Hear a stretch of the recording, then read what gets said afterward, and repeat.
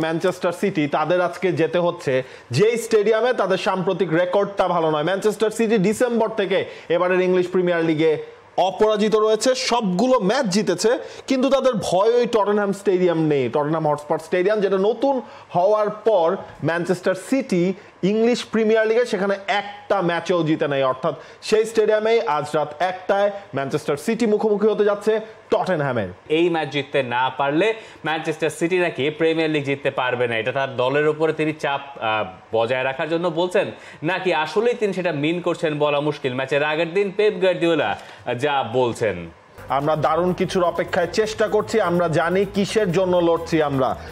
That's true, Manchester city জানে কিসের জন্য লড়ছে, সেটা হচ্ছে প্রথম ইংল্যান্ডে কোনো একটা ক্লাব টানা চতুর্থবার প্রিমিয়ার লিগে শিরোপা জয়ের পথে রয়েছে, এবং এখন তো আপনার হচ্ছে গিয়ে সেই ব্যাটনটা অনেকটাই তাদের হাতে।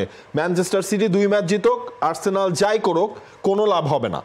ম্যানচেস্টার সিটির হাতেই এখনো আছে, কিন্তু আজকের ম্যাচটাই আসলে সম্ভবত টাইটেল ডিসাইডার, এবং এই কারণেই গার্দিওলা এই কথাটা ম্যাচের আগে বলে রাখছেন যে যদি আমরা এই জায়গায় জিততে না পারি তাহলে শেষ ম্যাচে তাদের যে প্রতিপক্ষ সেই ম্যাচটায় শেষ পর্যন্ত, অর্থাৎ ওয়েস্ট হ্যামের সঙ্গে, সেই ম্যাচটায় তারা আর গিয়ে ওই জায়গায় আর্সেনালের সঙ্গে লড়াইটা হয়তো জমিয়ে রাখতে পারবেন না।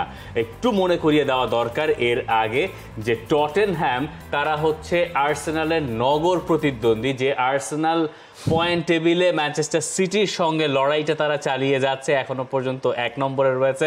ম্যাচের আগের দিন অ্যাঞ্জ পোস্তেকোগ্লু, যিনি টটেনহ্যাম হটস্পারের কোচ, তিনি বুঝতে পারছেন না, অনেক টটেনহ্যাম সমর্থকদের ভেতরে এই ব্যাপারটা থাকতে পারে যে আর্সেনালকে লিগ জিততে দেব না, কিন্তু আর্সেনালকে যদি তারা লিগ জিততে দেবে না এই ধরনের কোনো দর্শন থেকে থাকে, তাহলে অ্যাঞ্জ পোস্তেকোগ্লু বলছেন যে এটা আসলে ফুটবলীয় দর্শন না। এবং দেখেন সেই জায়গায় হচ্ছে সেটা যদি হয় আর্সেনালকে লিগ জিততে দিব না, এটা তো হচ্ছে তাদেরও প্রবলেম আছে, সেই প্রবলেমের কথাটা আমরা বলবো। তবে আমি কোনোদিন এসব বুঝিও নাই, বুঝবো না। লোকে কেন চাইবে তার দল হারুক? স্পোর্টসের অর্থ এটা না। খেলা ভালোবাসে যারা, তারা এটা চাইতে পারে না। দেখুন এই জায়গায় আমরা যদি এরপর পয়েন্ট টেবিলটা একটু দেখে নেই, সেই জিনিসটা আসলে ক্লিয়ার হয়ে যাব। আর্সেনাল তারা 1 নম্বরে রয়েছে, কারণ তারা শেষ দিন জিতেছে। ম্যানচেস্টার সিটি 1 ম্যাচ কম খেলে 2 নম্বরে, লিভারপুল 3 নম্বরে, গেল রাতে তারা ড্র করেছে অ্যাস্টন ভিলার সাথে, অ্যাস্টন ভিলা 4 নম্বরে, 5 নম্বরে টটেনহ্যাম। টটেনহ্যাম কেন জিততে চাইবে? আপনি যদি হিসাবটা করেন, চ্যাম্পিয়ন্স লিগে 4টা দল যাবে, সেই 4টা দলের স্পট সেখানেও কিন্তু এখন 4 নম্বরে রয়েছে অ্যাস্টন ভিলা, 5 নম্বরে রয়েছে টটেনহ্যাম, এবং 2 দলের মধ্যে কিন্তু 5 পয়েন্টের ডিফারেন্স। সর্বোচ্চ টটেনহ্যাম হটস্পারের পক্ষে 69 পয়েন্ট পর্যন্ত যাওয়া সম্ভব। তো সেই 69 পয়েন্ট পর্যন্ত গেলে পরে তাদের কাছে একটা সম্ভাবনা থাকবে যদি পয়েন্ট হারে পরের বছরে চ্যাম্পিয়ন্স লিগে জায়গা করে নেওয়ার। এখন সেই চ্যাম্পিয়ন্স লিগে জায়গা করে নিতে হলে তাদেরকে তো এই রিমেইনিং 2টা ম্যাচ জিততেই হবে। তার প্রথমটা হচ্ছে এই ম্যানচেস্টার সিটির বিপক্ষে, এবং যেই ম্যাচটা ম্যানচেস্টার সিটির জন্য মোটেই পয়া নয়। যদিও এই কিছুদিন আগে FA কাপের 4th রাউন্ডের ম্যাচে ম্যানচেস্টার সিটি অবশেষে টটেনহ্যাম হটস্পারের মাঠে একটা গোল করতে সক্ষম হয়েছিল, ওই ম্যাচটাই তারা 1-0 জিতেছিল। এই ছাড়া প্রিমিয়ার লিগের রেকর্ড ম্যানচেস্টার সিটি টটেনহ্যাম হটস্পারের মাঠে একদমই ভালো না, এবং এই ম্যাচের আগে ওটাই আসলে ম্যানচেস্টার সিটির দুশ্চিন্তার কারণ যে এই মাঠে তারা জিততে পারে না। আপনি যদি আগের ম্যাচগুলোর ফল দেখেন, 2023-এ 1-0, 2021-এ তাই, 22-এ 2-0, 20-এ 2-0।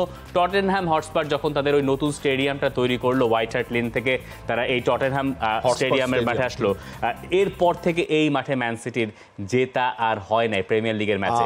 দেখেন আমরা যে ওই যে 9 ম্যাচের কথা বলছিলাম না, ডিসেম্বর থেকে ম্যানচেস্টার সিটি, সেই 9 ম্যাচের মধ্যে 28টা গোল কিন্তু ম্যানচেস্টার সিটি দিয়েছে। মেবি 4টা বা 5টা গোল তারা কনসিড করেছে, গোল কনসিডার রেশিও কিন্তু অনেক কম। তবে এই মাঠটার মধ্যে আসলে হালান্ডকে করতে হবে, আলভারেজকে করতে হবে, আর তা না হলে তো পেপ গার্দিওলা যেটা বলছেন যে এছাড়া আর কোনো সুযোগ নাই।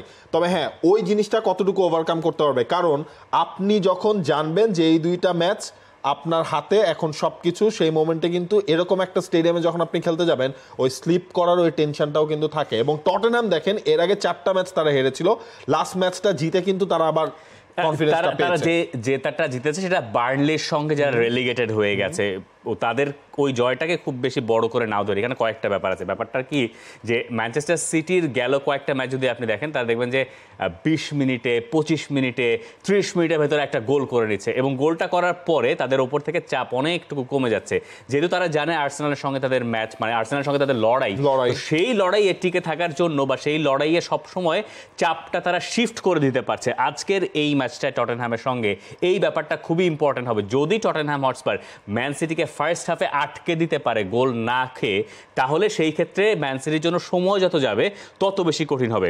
এবং আর্সেনালের সব ফুটবলাররা আজ আলাদা করে চেয়ার টেবিল নিয়ে বসবেন, যারা একসঙ্গে আছেন সবাই একসঙ্গে ম্যাচ দেখবেন।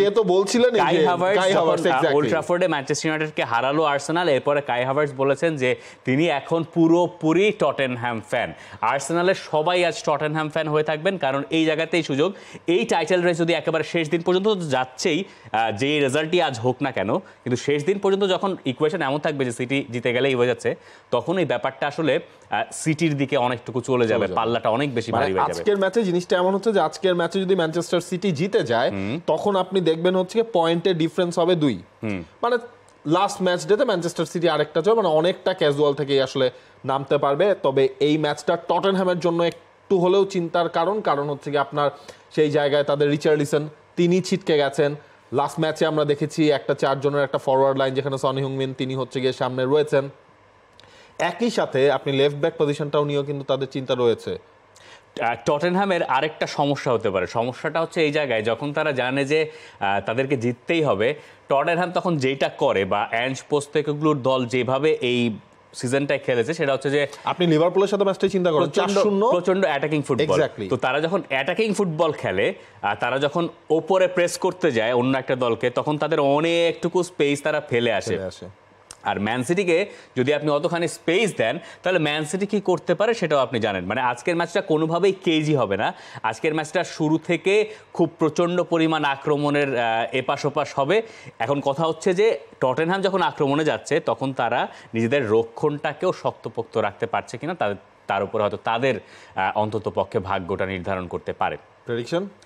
প্রেডিকশন অবশ্যই ম্যান সিটির পক্ষে, কিন্তু 45 মিনিট, হ্যাঁ 45 মিনিটে যদি ম্যান সিটি গোল করতে না পারে, মানে এই ম্যাচটা আমার কাছে মনে হয় না যে ওল্ড ট্রাফোর্ডে যেমন ম্যানচেস্টার ইউনাইটেডের সঙ্গে 1-0 গোলে আর্সেনাল জিতলো, ওইটা কিন্তু একটা অন্যরকম ম্যাচ ছিল, যে কাজ করতে হবে, জিতে যেতে হবে, জিতে গেছে।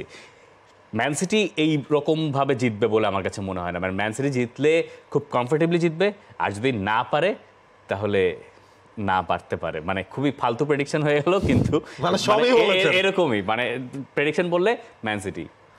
For more updates, subscribe to our YouTube channel and click on the bell icon. Follow us on Facebook and Instagram. Download T-Sports app to enjoy exciting games and highlights. Visit tsports.com.